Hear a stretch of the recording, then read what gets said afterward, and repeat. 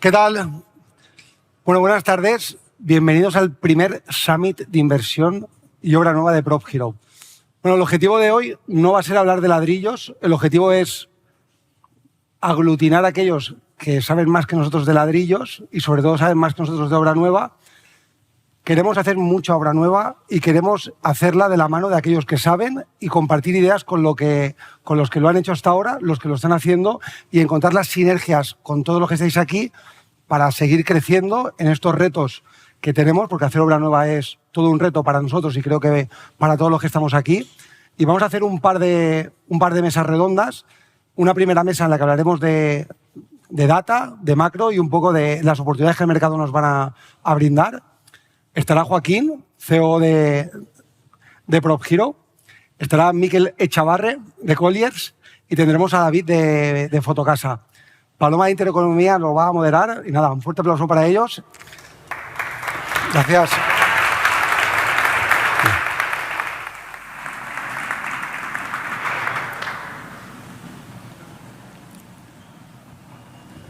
Me han dicho que por... Pues muy buenas tardes a todos en esta tarde tan primaveral, casi veraniega. Nos damos cita aquí en Madrid para hablar de inversión inmobiliaria, ¿no?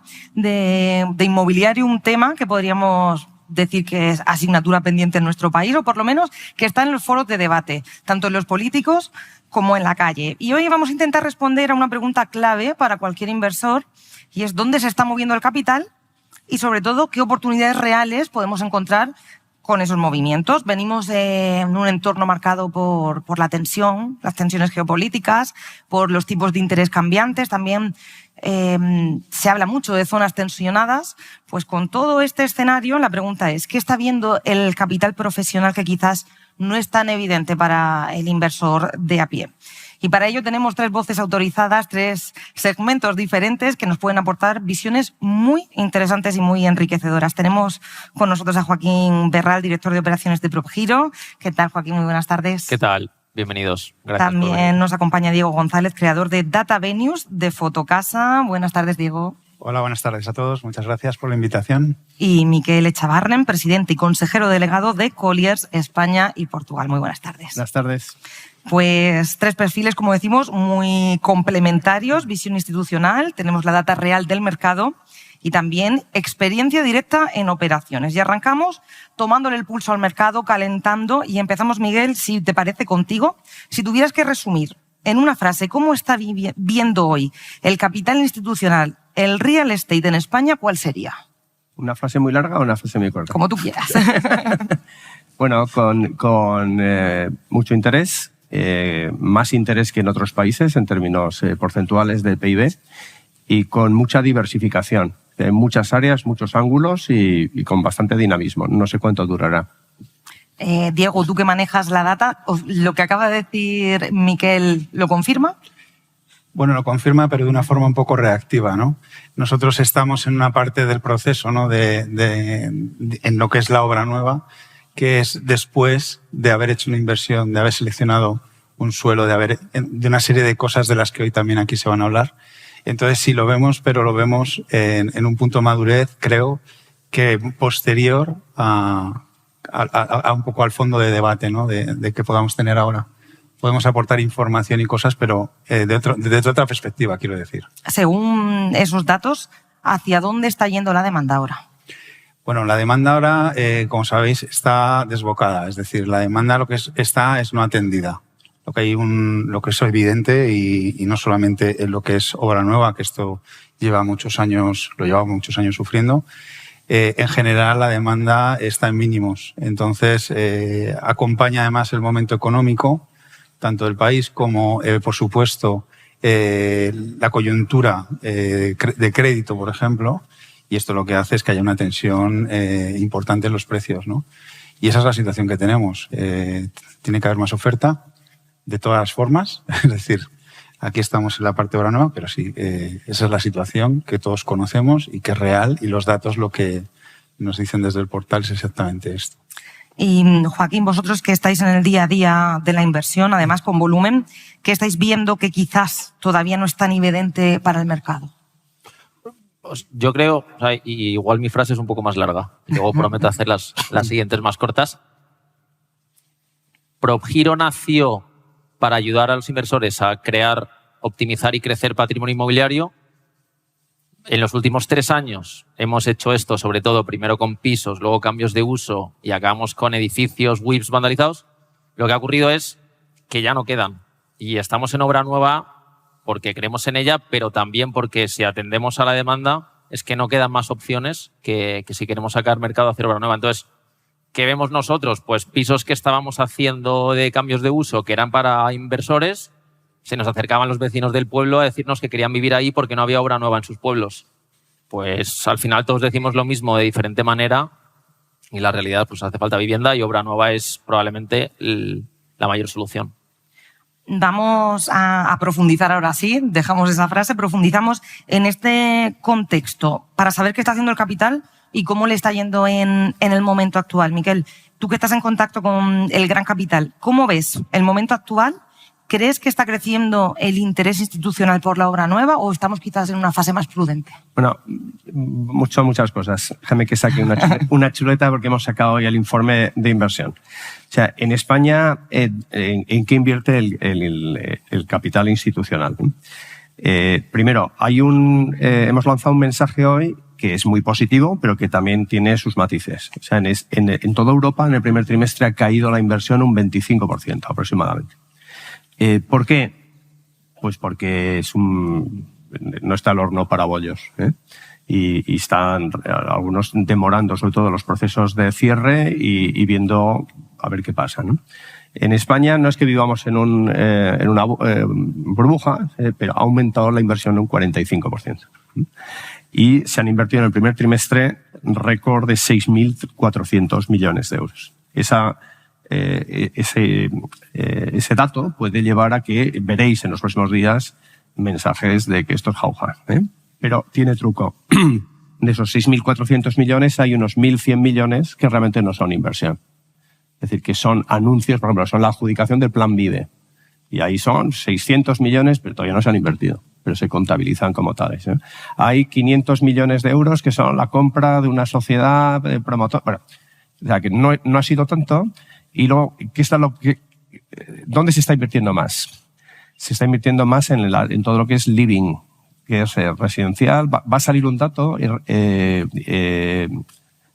que llama engaño, que hay muchísima inversión en build to rent, en viviendas en alquiler, pero realmente no es inversión, sino es el paso previo de la desinversión.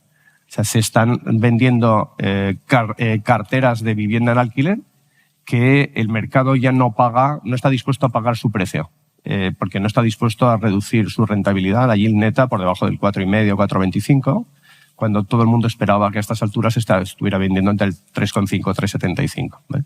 Sin embargo, en vivienda en venta ha subido un 30% por encima. Luego se están comprando portfolios para desguazarlos. Probablemente desaparecerán del mercado unos 40.000 viviendas. Entonces dices, ¿esto es muy positivo? No es muy positivo. Responde al fin del periodo de esos fondos. Los Blackstone, que ha vendido Fidere a Brookfield, lo va a liquidar Brookfield, todos los pisos de Fidere. Va a haber oportunidades para inversores particulares en compra de buenas viviendas nuevas para alquilar, pero desde luego el que va a hacer el negocio es el que liquida, ¿no? ¿Qué más se está invirtiendo? Se ha invertido mucho en oficinas. En oficinas se invierte, o en grandes oficinas que abultan mucho. Dice, pues una sola oficina en Barcelona ha sido 400 millones de euros, ¿no? Pero también se está invirtiendo en oficinas para liquidarlas, para convertirlas en Madrid a vivienda de lujo o a hoteles de lujo. En Barcelona no. En Barcelona no te dejan hacer eso. Retail, ha habido mucha inversión en grandes centros comerciales dominantes. Realmente los que están comprando son tres grandes fondos, ¿no? Y luego en alternativos, pues está habido, como siempre, inversiones en residencias de ancianos, en hospitales, clínicas y sobre todo en data centers, en suelo para data centers, ¿no? Entonces, en definitiva, ¿cómo ven el capital? Dice, pero no has mencionado la obra nueva, ¿no? Es que el capital institucional no invierte en obra nueva. Con matices, todo el capital que está detrás de Neinor es institucional. Todo el capital que estaba detrás de AEDAS y que ha liquidado AEDAS era institucional. Pero los fondos en general institucionales no quieren correr riesgo promoción. el living, además huyen de todo lo que huela a boletín oficial del Estado, o sea, regulación del gobierno. Entonces se van a flex living y sobre todo, que es la madre de todas las oportunidades que están viendo los fondos, es residencias de estudiantes, donde la construcción de residencias de estudiantes en un país donde faltan más de 70.000 camas respecto a la media de saturación de Europa, pues te salen rentabilidades para a la hora de construir de una yield on cost de un 8,5% y puedes comprimirla en venta por debajo del 5%. Entonces ahí va a haber muchísimo dinero que además no está afectado por la ley de arrendamientos urbanos ni por el boletín oficial del Estado. Y que no invierta el capital institucional en obra nueva es algo estructural, coyuntural, puede cambiar a largo plazo. Miento, sí hay muchísimo dinero para invertir en vivienda asequible. En vivienda asequible en alquiler, donde te regalan el suelo. Te regalan en regímenes de concesión.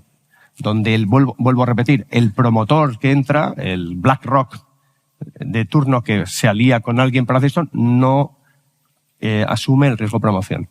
O sea, es el promotor el que se financia con un banco con el compromiso de que BlackRock te comprará las viviendas en una rentabilidad, en este caso del 6,5% neto, 6,5% neto en Madrid, que con el apalancamiento del ICO y con fondos Next Generation, pues igual te llevas hasta el 9 y pico. Y luego con la compresión en la salida con tires en torno al 12. Se van comprimiendo, pero hay mucho dinero para todo tipo de planes Vive, sin riesgo de promoción. Joaquín, Diego, no sé si coincidís con la opinión de Miquel. Yo después de lo que ha dicho me puedo levantar y Sí, o sea, No, por supuesto. Es decir, o sea, al final que vemos nosotros, ¿no? Desde PropGiro,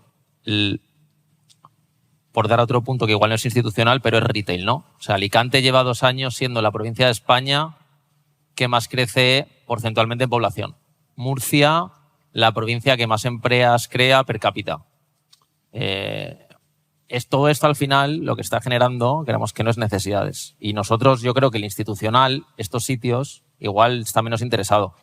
Pero la absorción de vivienda de obra nueva en estos sitios es de 5 o 6 meses. ¿Vale? Que aquí desde PropGiro, comercializando, tiene mucho trabajo por hacer.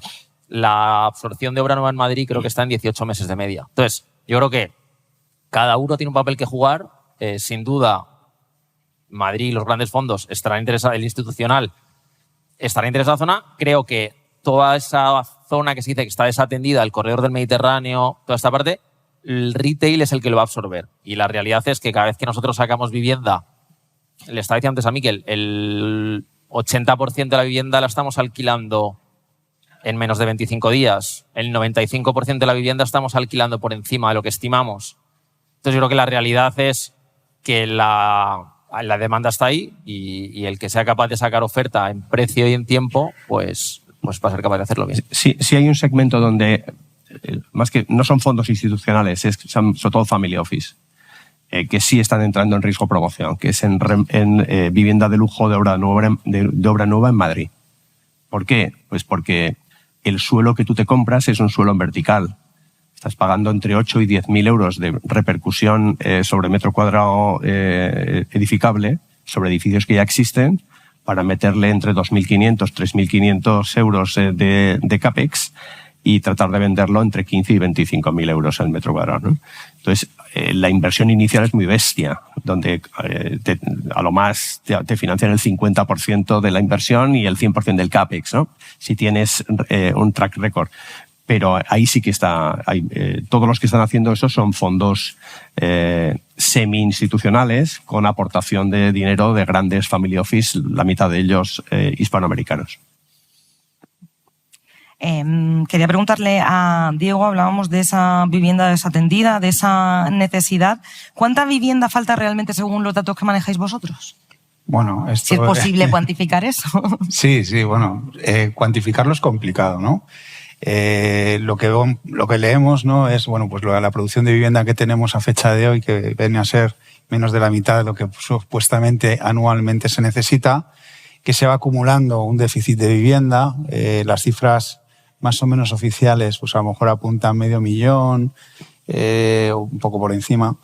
realmente es mucho mayor. Es decir, nosotros tenemos en el último en el índice, el último dato que sacamos, por la progresión también de la población en España, por cómo está, por supuesto, la obra nueva y por cómo está cayendo el volumen de oferta, no solo en portales, en general, esto podría apuntar más a más de 1 millón, 1,8 estábamos calculando.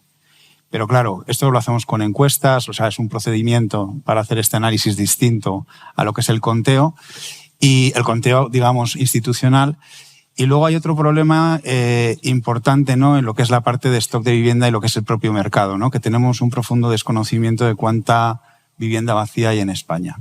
Aquí se lleva haciendo un ejercicio titánico por parte de las administraciones, del Estado, y entonces tampoco sabemos muy bien qué nos pasa con algunas de las viviendas. Y ese parque inmobiliario, que INE tiene unos datos que sí pueden ser desorbitados, pero cuando lo atomizas a nivel municipal, pues algunos han hecho el ejercicio, por ejemplo, Ayuntamiento de Barcelona, Ayuntamiento de Bilbao, te encuentras que la cifra no es muy inferior, pero es también muy elevada. Quiero decir con esto que no sabemos el comportamiento más allá de lo que podemos tener bajo control, como puede ser que haya solo finalista, que podamos iniciar proyectos nuevos, etc.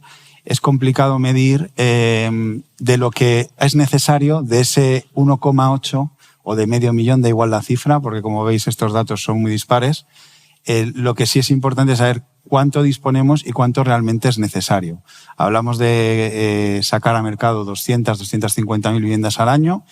Estamos en 100, 120, pongamos, ¿no? Ese dinamismo está claro que nos va a hacer una burbuja y nos va a llevar a una situación aún más crítica.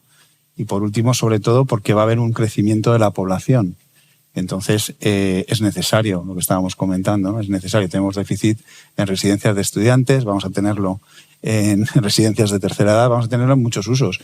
Y esto, yo creo que aquí siempre cuando nos sentamos a hablar de estos temas, surgen más preguntas, y yo el primero, que respuestas. Y ahí es donde está la clave, no tenemos las respuestas. Y estamos aquí en un foro, creo, bueno, como otros en los que me muevo, que realmente parece como una especie de mantra. Disculpad a lo mejor que venga con esto, pero es ver realmente dónde puede haber una oportunidad, ¿no? Y yo lo veo complicado. Puedo aportar algunos datos de lo que se puede ver o de lo que hacen nuestros clientes con nuestros datos, pero es complicado porque el comportamiento es muy desigual geográficamente, es muy desigual por muchos motivos, ¿no? Y es complicado dar un único titular, por decirlo de alguna forma, ¿no? Y claro, me imagino que es complicado por lo que comentabas, pero ¿hay posibilidad de no llegar a esa situación crítica que anticipabas de cara a unos próximos años? Que me imagino que no hay una respuesta, una fórmula mágica que solucione el problema, pero ¿cómo, no sé cuál es vuestra opinión, cómo podríamos evitar esa burbuja y llegar a ese momento tan crítico dentro de unos años? A ver, aquí me voy a mojar. La vivienda protegida, que esa no está en los portales, por tanto, quiero decir, no tengo visibilidad, sí, por los datos públicos, pero que no es parte de nuestro core.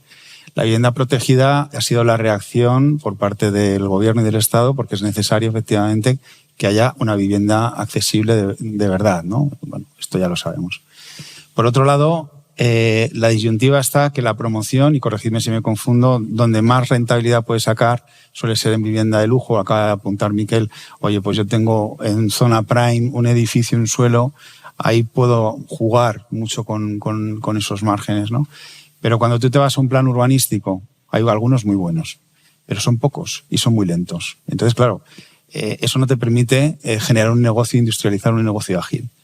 Entonces, no sé, la disyuntiva, o sea, son siempre las mismas cosas, ¿no? Pero las respuestas son complejas.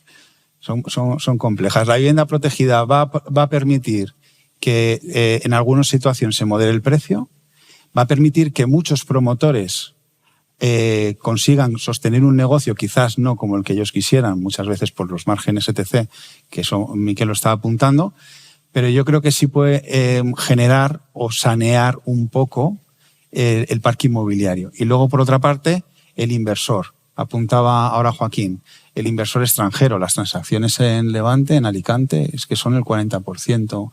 exactamente no recuerdo la cifra, 40 o 45% comprador extranjero. El otro día estaba en Marbella, sucede lo mismo. Es decir, son porcentajes elevadísimos de inversión extranjera que están jugando en otras ligas y a lo mejor buscan lujo. Pero claro, de cara al mundo promotor, ¿qué haces? ¿A qué? Tú tienes una capacidad. ¿Qué haces, no? Y este también es un poco el... Yo ahí, si quieres, me mojo. Sí. Tengo un amigo que dice, lo mejor de la inteligencia artificial es que por lo menos es inteligente. Y si tú ahora te metes en ChatGPT o Claude y le preguntas cómo soluciono el problema de la vivienda, sé que te va a decir las 8 cosas que cualquiera que esté en el sector te las va a decir. Que Mikel las explica mucho mejor que yo y las va a resumir. Pero el punto es si queremos o no queremos. Y yo creo que en nuestra mano desde PropHero, ¿qué queremos? Seguir apoyando. ¿Qué es lo que queremos que podemos hacer? Comercializamos muy rápido. ¿Eso ayuda al promotor? Sí. ¿Por qué? Pues porque coge reservas, préstamo promotor, tira. Nosotros de nuestro lado sabemos lo que podemos apoyar. Estábamos hablando ahora. PropHero estamos intentando sacar obra nueva por debajo de 100.000 euros. ¿Sabes?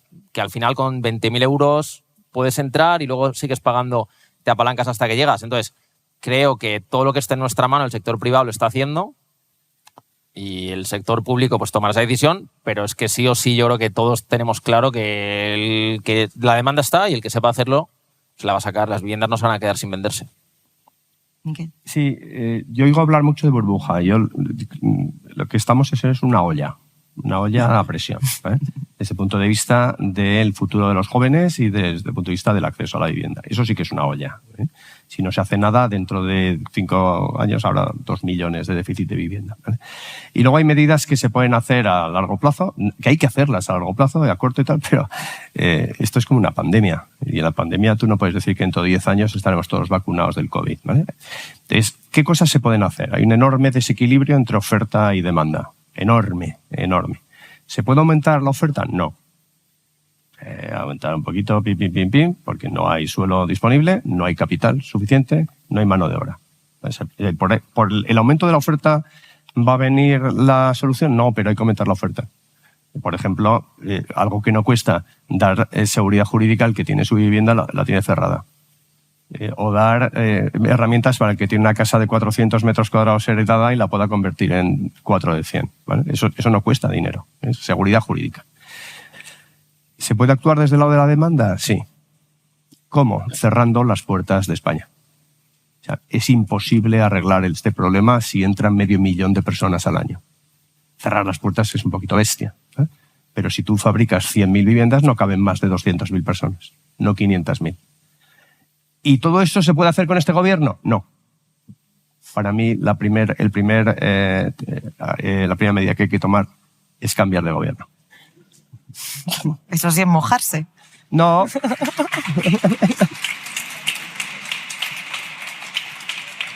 Porque las 2 medidas que no cuestan dinero y que nos están hipotecando el futuro de los jóvenes en cuanto a acceso a la vivienda, probablemente también a sanidad, es el de inseguridad jurídica y política de inmigración. Entonces, con este gobierno no digo yo que sea perverso, es que eso no va en contra, ¿eh? ¿El próximo lo hará mejor? Bueno, ni puñetera idea. Solo sé que de esta forma es imposible, ¿no? Entonces, cuando digo cerrar, es que tú no puedas... El año pasado entraron 627.000 personas, ¿eh? Y con todos mis respetos al que se embarca y se va a trabajar a otro país y se juega la vida, ¿eh? Para hacer eso, todos mis respetos. Pero estadísticamente es imposible. O sea, esto es un incendio global que nos lo venden... Y me salgo de mi negociado. Nos lo venden como que necesitamos mano de obra para pagar las pensiones. Pues igual hay que cambiar las pensiones, porque estamos mimando, y yo voy a ser pensionista dentro de poco, espera, ¿eh? Pero estamos mimando a los pensionistas, hipotecando el futuro de los jóvenes. Cuanta más gente entra, menos capacidad tienen de acceso a la vivienda y menos sueldos. Pues vamos a cambiar un poquito de tercio, si os parece. Entendemos el contexto, pero vamos a hablar ahora de dónde está realmente la oportunidad en este mercado. Con este nuevo bloque, Diego, empezamos contigo. Se habla mucho de zonas tensionadas, pero ¿la data os está enseñando también que hay mercados donde la demanda está desatendida y quizá no se está mirando lo suficiente?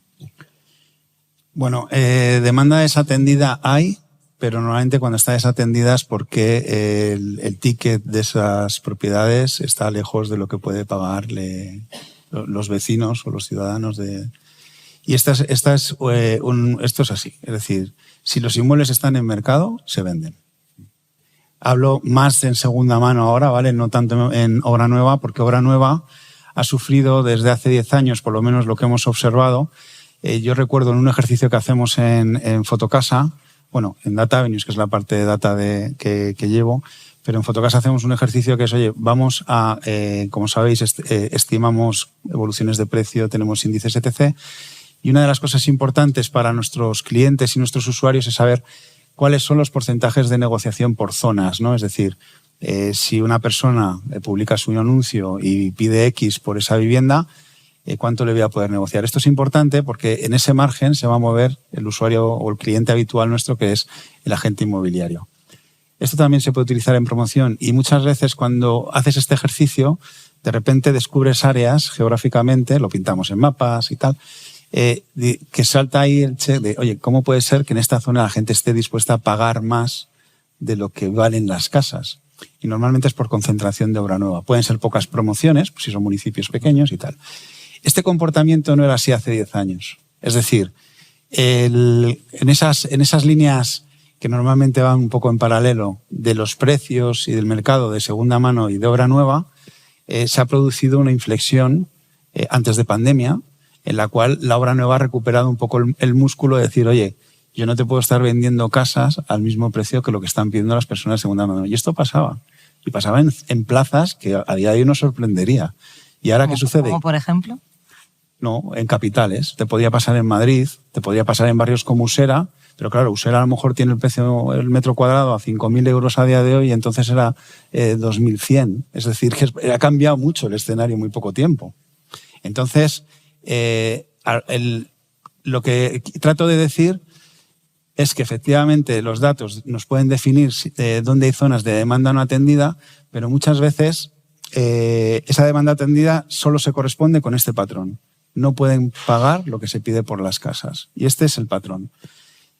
Nosotros animamos e intentamos que tanto los vendedores como los compradores, que cada vez tienen más información, creo que también es importante de cara a tomar una decisión de compra de una vivienda, sea lo más transparente, precisamente para que el acuerdo, ¿no?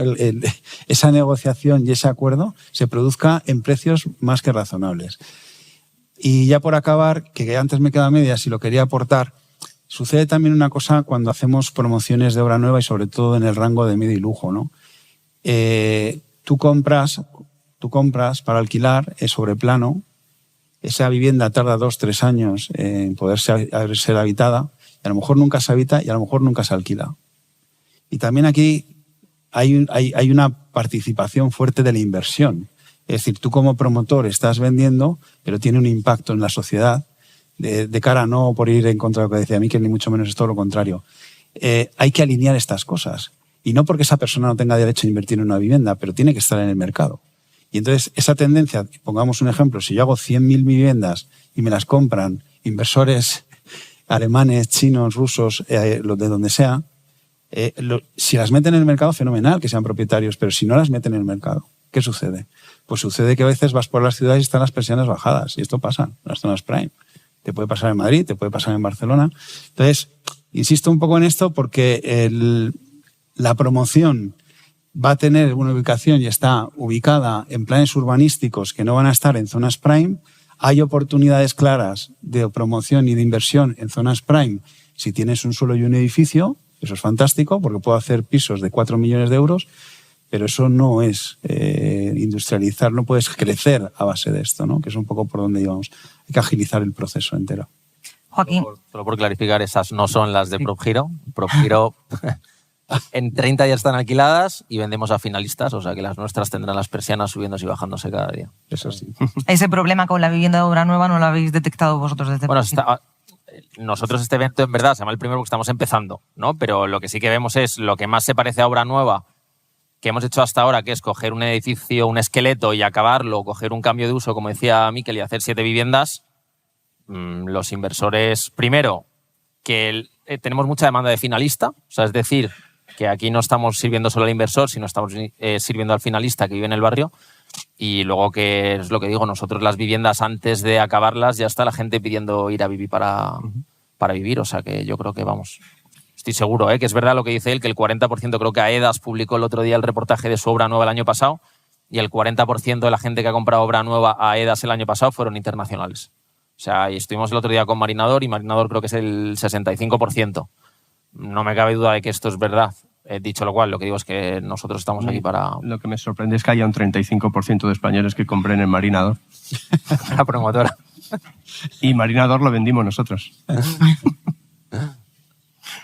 Yo quería preguntarte también, Joaquín, vosotros que manejáis tanta información en esta búsqueda de oportunidades de inversión, ¿cómo evitáis que esa sobreinformación o esa cantidad de información os bloquee y se convierta en una decisión de inversión rápida?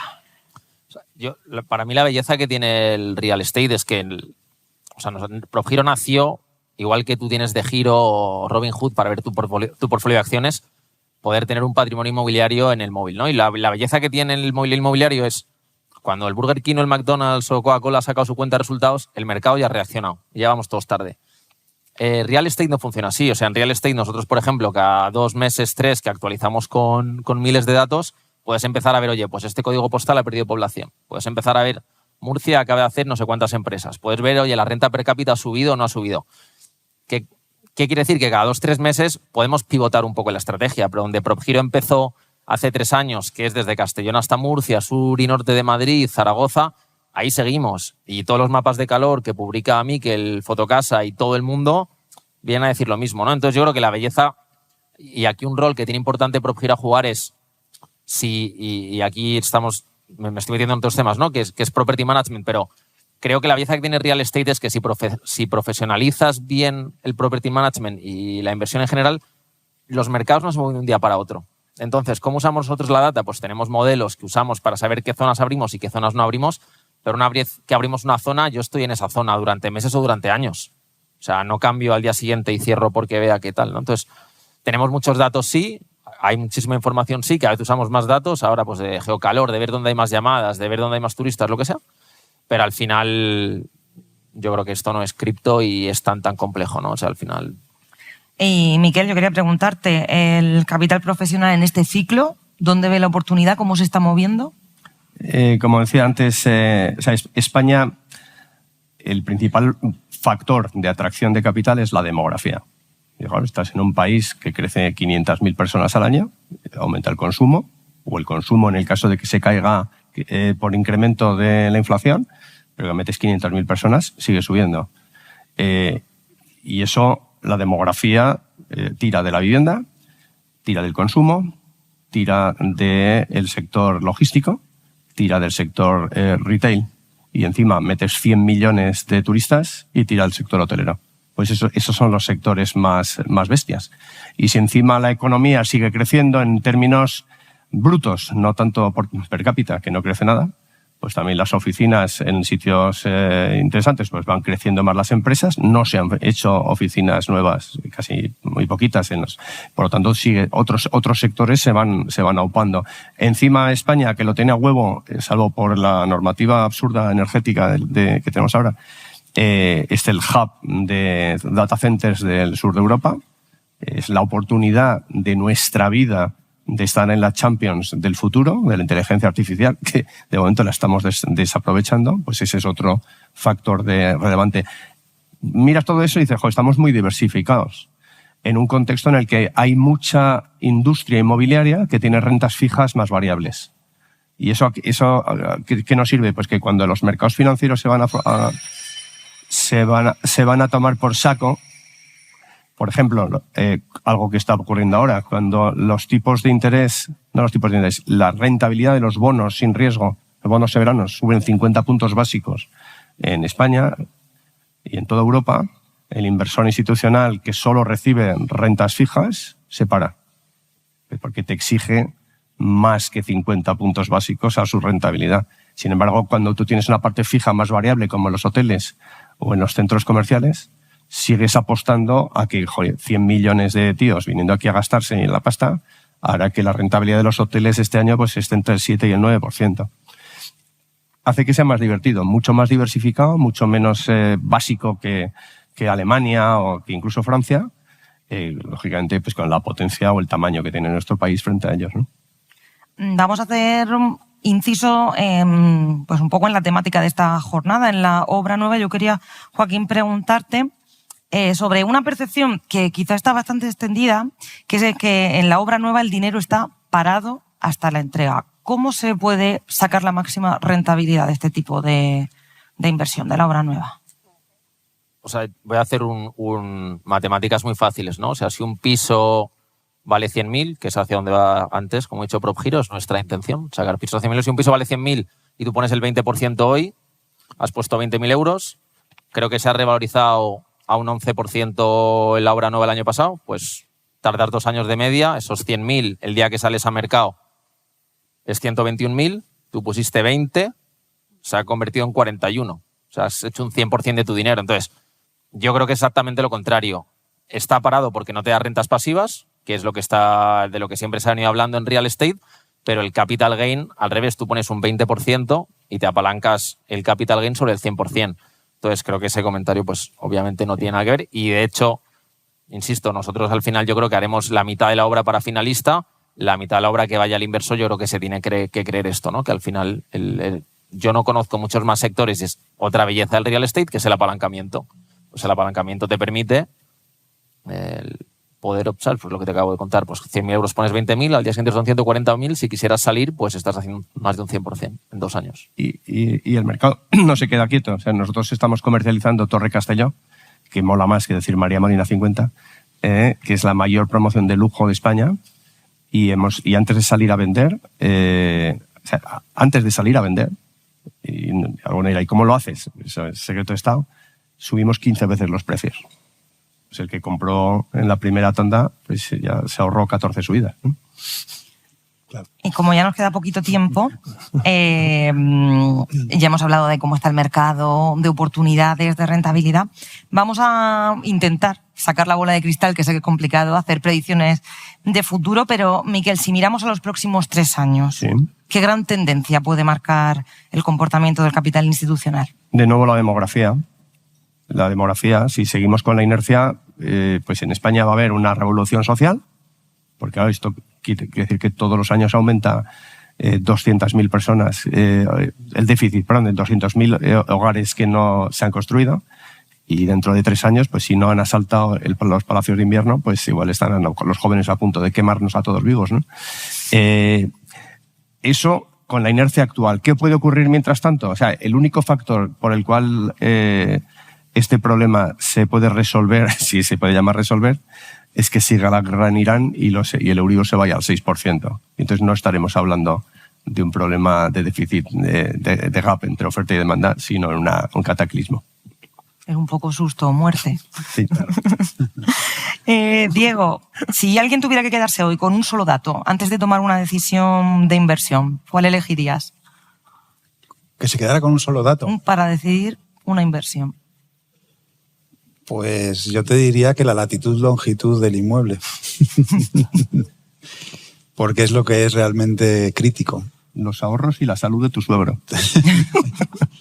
Porque al final, sí, es decir, la tesitura general y actualmente yo creo que invertir en inmobiliario, bueno, no es que sea un refugio, es que los riesgos respecto de lo que está sucediendo ahora mismo, aquellos que tengáis cualquier cosa, ¿no? Inversiones en bolsa, bitcoins, cualquier historia, pues te das cuenta, ¿no? Que al final es una cosa más. Es un poco, yo creo que iba un poco con lo que decía antes Miquel dentro de lo que es el sector, también fuera del sector, es decir, diversificar. El que a la hora de invertir tú dentro del sector puedas diversificar y sea parte de tus activos, ¿no? El tener inmobiliario es una oportunidad siempre y lo va a ser siempre.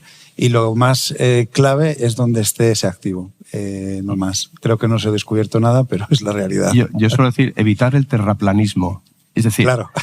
Joder, tengo un negocio en Cuenca y gano pasta. Coño, no te compres una oficina en Cuenca, tío. La tierra no es plana. O sea, detrás del horizonte está Madrid, está... O sea, que busca mercados líquidos. Eso es. Esta mañana estaba haciendo un ejercicio y acabas de decir la localización. Voy a poner un contrapunto que es, si estás comprando ahora vivienda en Madrid a 500.000 euros y Madrid cae un 10% porque hay el mayor problema del mundo, pierdes 50.000. Si PropGiro saca, como estamos haciendo en Elche, que tenemos PLD Space, en Murcia, o sea, es la costa, ¿qué tal? A 150.000 euros. Para perder 50.000 euros tiene que caer el mercado 35%, donde más crece la población. Yo creo que esto de Madrid es el mejor sitio para invertir, es el más seguro y tal. Yo creo que la frase está bien y yo la entiendo. Hay gente que venga de Latinoamérica que igual no conoce la belleza de nuestras costas, se quiere quedar aquí. Pero si miras los números, insisto, o sea, yo creo que es más posible que Madrid caiga un 8, que yo creo que Madrid no va a caer, a que caiga Alicante un 40. Entonces, ¿sabes? Que yo invito también a todos, y es lo que siempre no ha dicho Jaime, que mejor chorizo no es el de tu pueblo. Yo invito siempre a todos a que hagan bien los números, porque, insisto, uno, obra nueva, como hemos visto, gracias al apalancamiento, da muy buena rentabilidad. Dos, que a poco que hagas los números, hay zonas muy atractivas y donde hay mucha demanda, más allá de Madrid. En la anterior crisis cayó el BBVA un 75% en bolsa.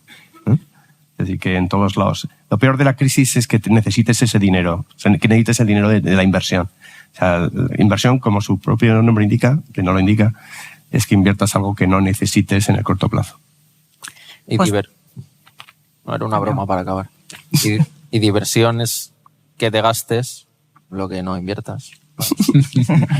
Pues tomamos nota de eso, que no es ninguna tontería, es muy importante también. Sí, sí. Muchísimas gracias, Joaquín, Diego y Miquel de PropHero, Fotocasa y Colliers, por esta charla tan enriquecedora. Yo he tomado muy buena nota de todo lo que habéis dicho. Gracias. Muchísimas gracias.